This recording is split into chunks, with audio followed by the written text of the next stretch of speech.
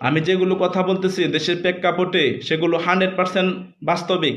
আমি কল্পনা থেকে কথা বলতেছি না, আমি রূপকথার কথা বলতেছি না, আমি উপকথা বলতেছি না, আমি প্রাচীনকালের মানুষের ইতিহাস বলতেছি না। আমি বর্তমান আধুনিক কালের যে বাস্তব অভিজ্ঞতা আমি অর্জন করেছি সে অভিজ্ঞতা অনুযায়ী দু চারটা কথা বলার চেষ্টা করতেছি।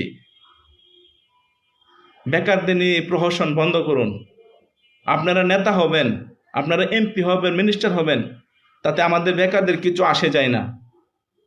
আমরা শুধু চাই একটু কর্মসংস্থান, আমাদের কর্মসংস্থানের ব্যবস্থা করে দিন, বাস এতটুকুই আমাদের চাওয়া।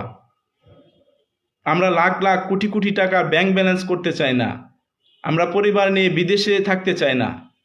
পরিশ্রম করে গায়ে খেটে নিজের যোগ্যতা, দক্ষতা, পরিশ্রমের মাধ্যমে কোনো একটা অবস্থানে আমরা যেতে চাচ্ছি। তাহলে আমাদেরকে কেন যেতে দেওয়া হচ্ছে না? পদে পদে কেন বাধা দেওয়া হচ্ছে? আমাদের কণ্ঠস্বরকে কেন রুদ্ধ করে দেওয়া হচ্ছে? সবাইকে উদ্দেশ্য করে একটা কথা বলতে চাই, আপনারা যদি সময় উপযোগী সিদ্ধান্ত নিতে দেরি করেন তাহলে আপনাদেরকে পস্তাতে হবে। এখনো সময় আছে। এই বেকার জনসমষ্টিকে নিয়ে একটু চিন্তা ভাবনা করেন।